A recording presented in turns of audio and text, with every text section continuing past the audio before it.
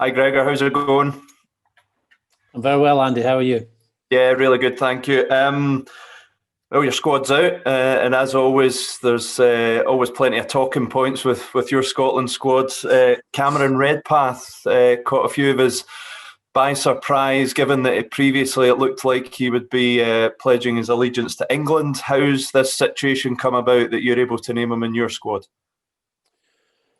Yeah, well, Cam obviously it was his decision, and we've spoken to Cam for a while, and we did offer him the opportunity to come on board with us in autumn. He didn't feel it was the right time to commit to either country, but he's now in a position where he's made that decision, and we're delighted. He is already an excellent player. And we have high hopes for what he can do within our squad and at that next level of playing international rugby. He's obviously still a young player. You're satisfied that he is committed to Scotland. Obviously, he won't be tied to Scotland until he plays, but were England to come calling again, you're confident he's going to be with you guys now? Yes, I think making that decision now and saying yes to us and being in the squad and looking forward to coming into our camp on Sunday night. We see him very much part of our Six Nations campaign. So he's played really well for Bath this year and has played regular game time, which has been a key factor in his development. He probably wasn't getting that many games, partly because of injury a couple of years ago and selection at Sale, but he regularly featured for Bath and played really well. Stuart McInally misses out, Gregor, and it's obviously a bad blow with Fraser Brown also being absent. What is the length of time is Stuart out for the championship, the first game? What can you tell us on his injury? Yes, it's likely he'll miss the whole of the championship, which is obviously a blow on the back of Fraser's injury, which could take him out of the whole championship too. But it's an opportunity for the other hookers in the squad. We've named 4 in the squad. George Turner's been a part of our last few campaigns, played really well for us in autumn. And Dave Cherry, Grant Stewart and Ewan Ashman have all been in and to train with us. Only Grant Stewart has played for us. So it's an opportunity for them where we hope that both Fraser and Stewart's rehab and recovery goes really well and they're able to come back at some stage later this season, but it's unlikely we'll see them for the Six Nations. Thanks, Gregor. Thank you. Thanks, Andy. Gregor. Over to Ivana. Sorry. Cheers, Matt. Hi, Gregor. Hope you're keeping well. Gregor, I just want to go on to the tournament in itself in terms of what happens with everything that's happening surrounding COVID relations, restrictions as well. Do you think, firstly, it's responsible for the tournament to go ahead, or do you feel like rugby's needed at this time to lift people's spirits? I mean, the fact that 4 of the nations that are going to be playing, their population is in lockdown in one way or another. And if you could explain maybe some of the instructions as a squad that you've been given about how you're going to travel, for your games and what kind of bubble, because it's a significant size of people. You're talking, 50 people maybe? Yeah, I'll answer the first question first. I think watching sport can lift people at this time. We certainly got lots of positive messages from Scots when we won down in Llanelli during the autumn. And I know, like everybody else, during lockdown, to be able to watch your team, whether it's football, rugby, or another sport, has been a welcome distraction and positive and a really challenging time. We have a massive responsibility to make sure that we, first of all, play well and do our country proud, but make sure that we keep the virus out of our environment. And there'll be lots of protocols and restrictions that we'll have to follow, like we did in autumn. We were together for, I think, 8 weeks. We'll have to test even more regularly. I think we're now going from once a week testing to twice a week testing. and that's something the tournament have insisted on, and that'll be something whenever we travel we'll have to test within I think it's within 72 hours of the game. Our players are getting used to it. Our players have played all the way through since August for their clubs, and obviously during the autumn campaign. And we've got a really good setup at Oriam where we can be in, let's call it a bubble, but in an area where we're going to be the only people in the hotel. Our training facility is 200 yards away, and our players know how important it is that we follow all the protocols when we're in camp and when we're out of camp, because players will be going back to play for the clubs during this period too. Yeah, I think that's the thing. I was kind of wondering about self-isolating afterwards. And is there also a financial pressure in regards that the Six Nations brings so much, not only to the host nation when the game's at home for them, but also in terms of, we know that the CVC deal is coming through.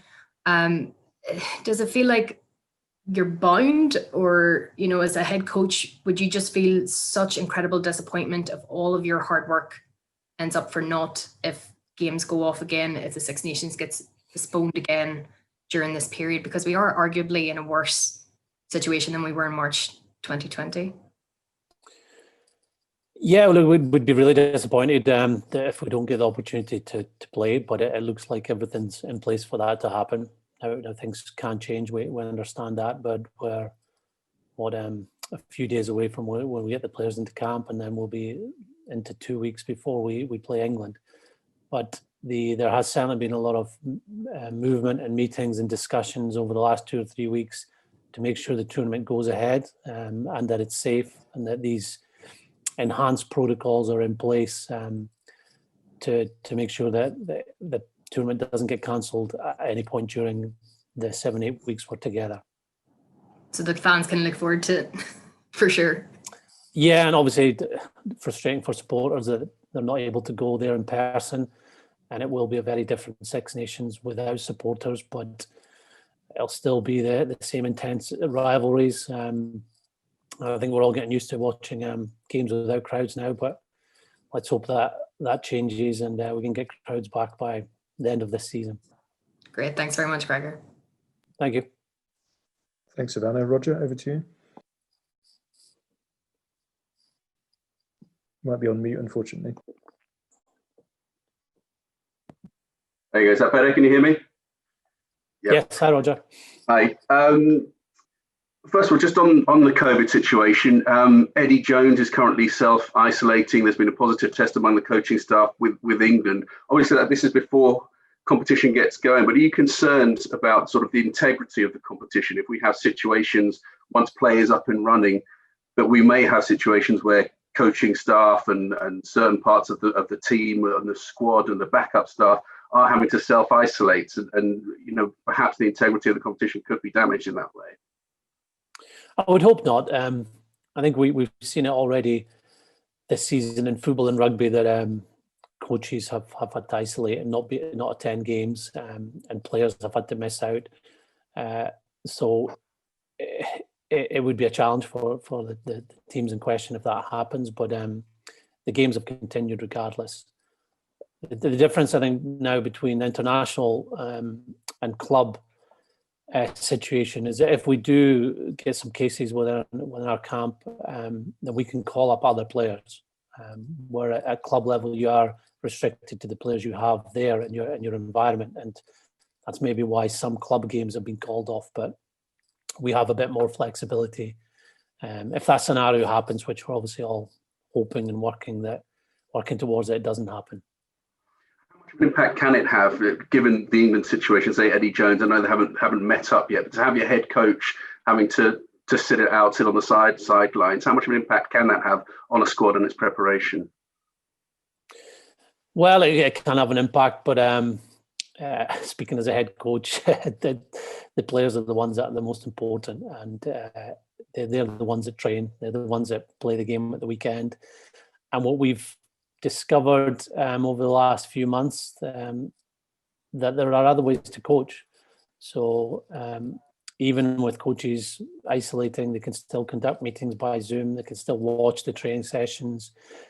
give feedback to players in different formats, even though they're not physically there. So I'm sure there are ways around it, and it could end up being a good thing that players take even more leadership, because the coaches aren't there to be on the field all the time.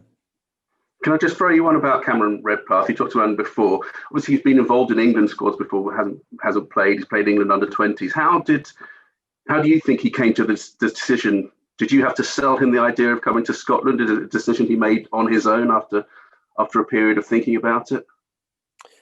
Well, both of those cases, I've been trying to sell Scotland for the last couple of years to him, but he's came to the decision on his own, and obviously his dad played and captained Scotland. I played alongside his dad, but that's not been a factor. It's been what he feels is right for him now and for the next how many years. It could be 10-year international career that he's got ahead of him if he goes well and continues to improve.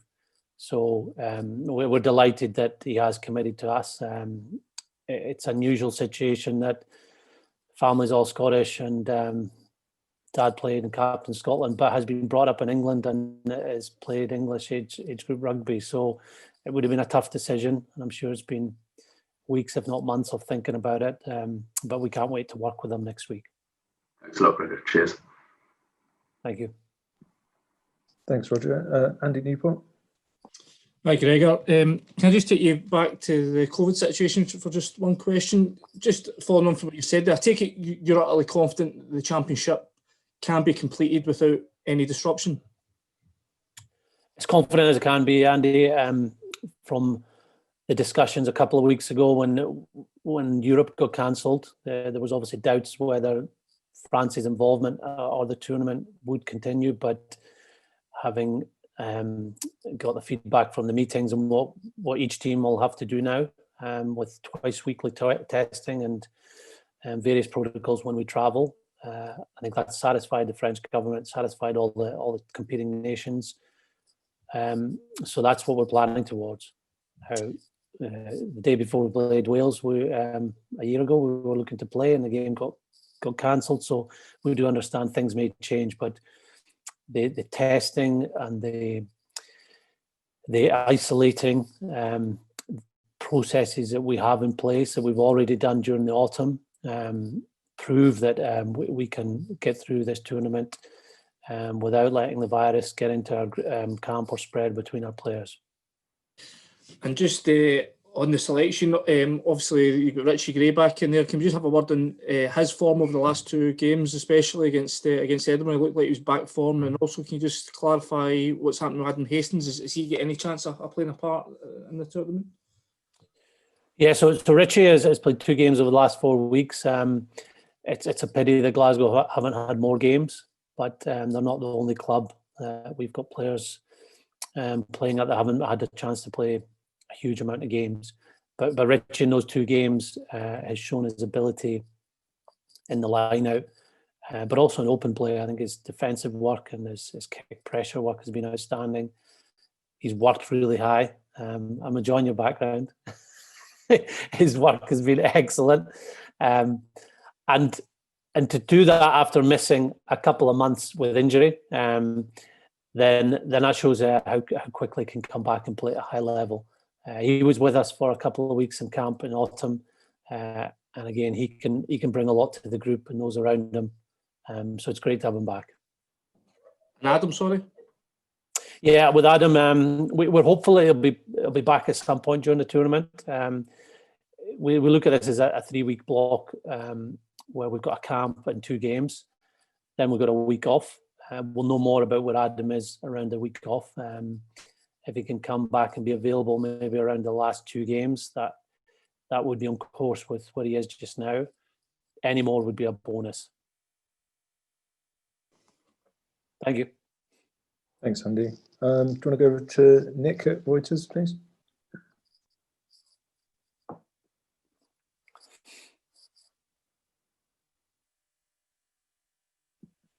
Nick, would you like to put a question, or should we move on to Ali at Bauer?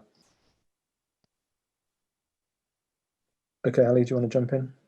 Yeah, Gregor, hi. Just what are your hopes then for this year's tournament and just being a bit parochial, how big a part will those borders players play? And I maybe include Gary Graham in that as well, since he last watched something down at Gala. Would you include Cam Redpath as well? Same as his dad's from Melrose. Yeah, well, I'm counting him as a borderer. Well, look, we're excited about the challenges that faces us. Like we're playing the champions' first game up away from home, so that's one for us to be highly motivated, but obviously get the focus straight away on having to play our best game to win down there. But we see it as a big opportunity. There's opportunity now with no crowds at Twickenham that the away games become slightly less challenging than they normally are. And we have real faith in the players in this squad and what we believe they're capable of. Regarding the borderers, obviously the 3 Hoyk lads that played during the Autumn Nations Cup, it's great to have them back involved. And with Gary, his form has earned him a right to come into the squad. He played really well in the championship last year, and while he wasn't really in our thoughts because he was playing at the championship, his move to number 8 has helped him a lot. Just add other parts to his game. He brings outstanding aggression and work rate whenever he plays, and he's been in great form for Newcastle. And I know, speaking to Dean Richards, he's a leader down there. So having him back in the squad adds to that ball carrying ability we have with other guys in the back row.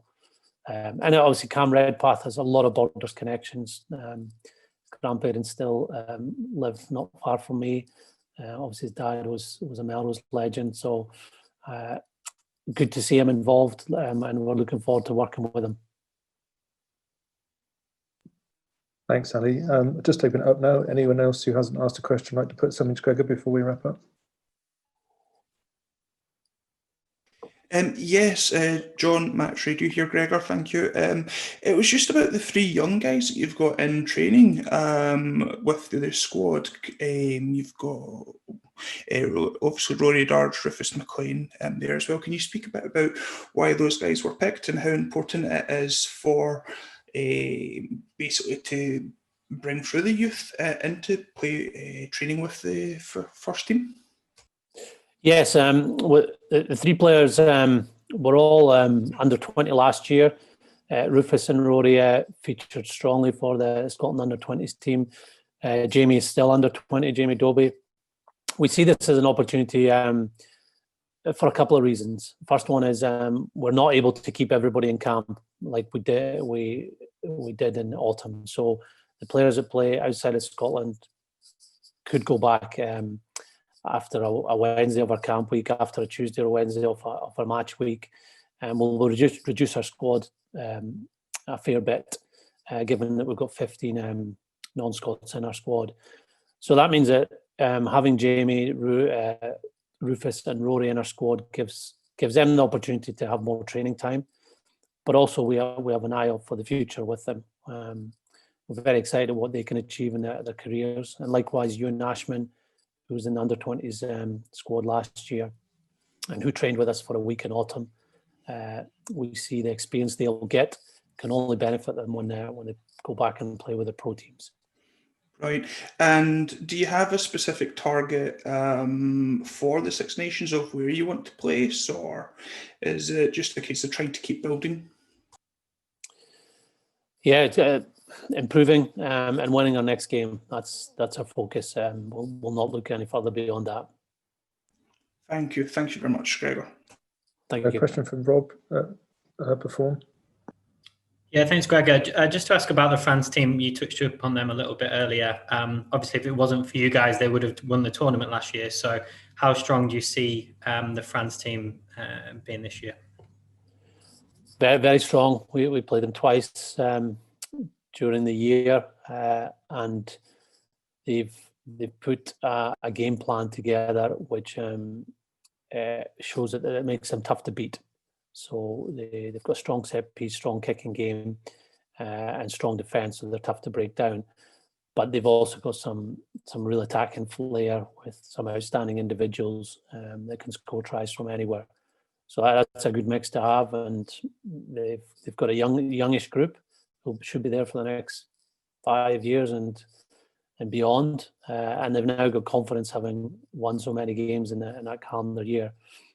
And finally, they've got depth. Their third team did really well against England and Italy at the end of the Autumn Nations Cup. So everything looks pretty rosy in French rugby just now.